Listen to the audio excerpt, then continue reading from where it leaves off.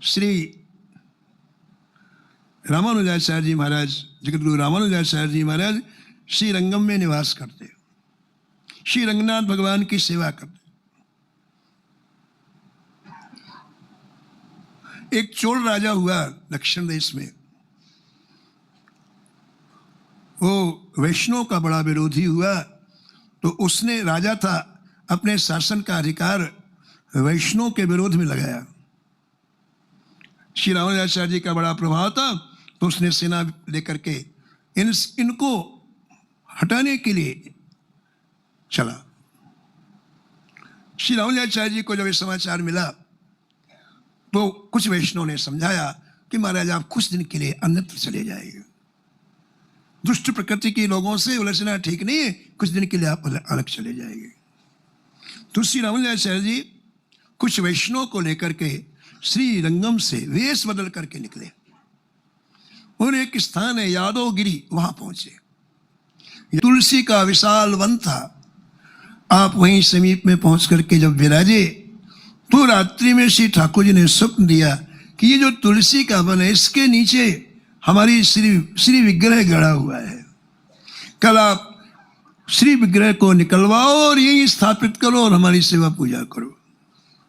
श्री रामानुजाचार्य जी ने वहां के लोगों को बुलाया है, जमीन को खुदवाया है, श्री विग्रह निकला है, बड़ी प्रसन्नता हुई है और वहीं स्थापित करके उन्हीं की सेवा पूजा करते हुए कई शिष्यों के साथ श्री रामानुजाचार्य जी वहां रहने लग गए।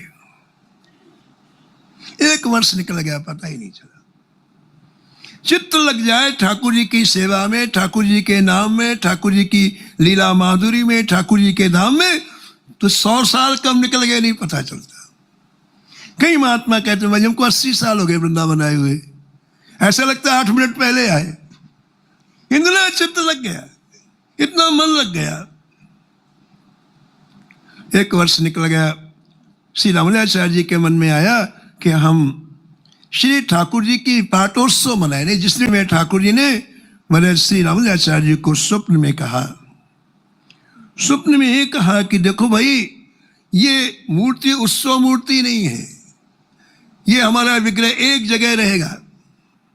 हमारी उत्सव मूर्ति इस समय दिल्ली में, दिल्ली का जो बादशाह है उसके पास है।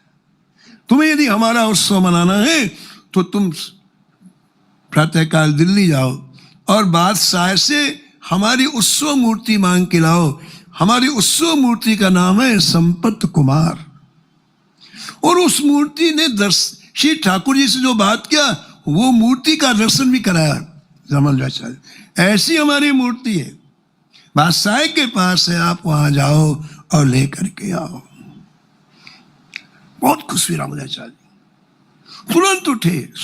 सुबह के 3 बजे थे, मैं तुरंत उठे और सब वैष्णव का चलो भाई, चलो चलो चलो चलो, श्री ठाकुर जी की आज्ञा हुई है।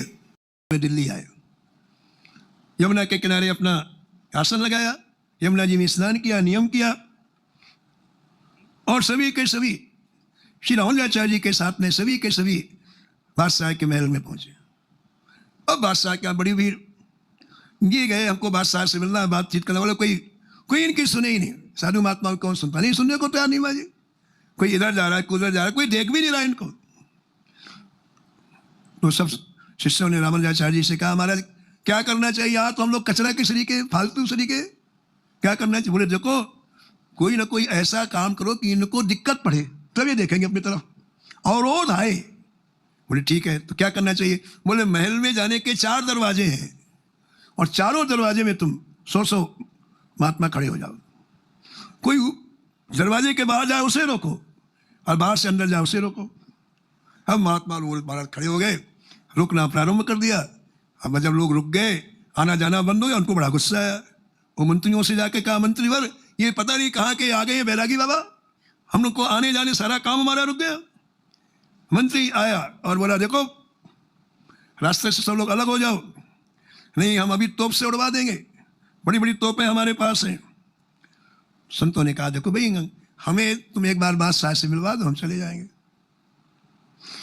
तो मंत्री ने यही विचार किया कि इनको मरवा देना चाहिए, लेकिन मैं बादशाह से आज्ञा लेकर के आऊं। तो गया मंत्री बादशाह के पास, कहा हजूर ये कुछ त्यागी बैरागी महात्मा हमारे आने जाने का मार्ग रोक रहे हैं, हम आपसे आज्ञा लेने के लिए आए हैं, आप आज्ञा दो, तुम तोप चला करके इनको सब कुछ मार दें। देखो भाई, संतों के साथ ठाकुर जी रहते हैं और ठाकुर जी बुद्धि के स्क्रू को बाएं दाएं घुमाते रहते हैं। बादशाह की बुद्धि को ठाकुर जी ने घुमाया, वो कह रहे चला दो, लेकिन ठाकुर जी ने स्क्रू को घुमाया और स्क्रू को घुमाते ही महाराज जी बादशाह का नहीं, हम देखना चाहते हैं कौन से लोग हैं, हम देखना चाहते हैं कौन से लोग हैं, ऐसा तो कभी हुआ नहीं। और बादशाह अपने सिंहासन से मंत्री के साथ कहाँ आया, जहाँ महल में जाने के दरवाजे थे। आते ही सबसे पहले जगतगुरु रामानुजाचार्य जी का दर्शन किया और जैसे दर्शन किया महाराज जी, उनके भजन का तेज देख के बहुत प्रभावित हुआ। भजन का तेज होता है। और कहा हिंदू फकीर कैसे आना हुआ, बड़े प्रेम से बोला, हिंदू फकीर कैसे आना हुआ। श्री रामानुजाचार्य जी ने कहा, श्रीमान जी हमारी श्री ठाकुर जी आपके यहाँ हैं और हम अपने ठाकुर जी को लेने के लिए आए हैं, आप हमें ठाकुर जी दे दो और हम यहाँ से चले जाएंगे। क्या हजारों मूर्तियां ऐसी थी जो जगह जगह से लाई गई थी, लेकिन ये आज प्रसन्न था महाराज के ऊपर, रामानुजाचार्य जी के ऊपर। मंत्रियों से कहा हिंदू फकीर को ले जाओ जहाँ मूर्तियां रखी हैं और जो मूर्ति से पसंद हो दे दो। तो महाराज जी रामानुजाचार्य जी गए मंत्रियों के साथ, अपने संतों के साथ, पूरी मूर्ति देखी, लेकिन उस मूर्ति में वो मूर्ति नहीं थी जो रामानुजाचार्य जी को स्वप्न में दिखी थी, वो मूर्ति नहीं थी। उनको तो वही चाहिए, जिन्होंने बुलाया वही चाहिए। रामानुजाचार्य जी ने बादशाह से कहा कि ये हमारी मूर्ति तो यहाँ पर है नहीं। बोले फिर हम कुछ नहीं जानते, हमने आपका इतना सम्मान किया, हमारे पास जितनी मूर्ति थी वो मूर्ति हमने दिखा दी, अब हिंदू फकीर आप जाओ। महाराज सब संतों के साथ फिर यमुना जी के किनारे आ गए दिल्ली में और विचार करने लगे कि ठाकुर जी ने बुलाया फिर यहाँ क्यों नहीं है, हम लोग अपने आप तो आए नहीं, जो उन्होंने स्वप्न देख के बुलाया तो यहाँ क्यों नहीं है। अब विचार मग्न रामानुजाचार्य जी रात्रि में 1 बजे तक उन्हें नींद नहीं आई।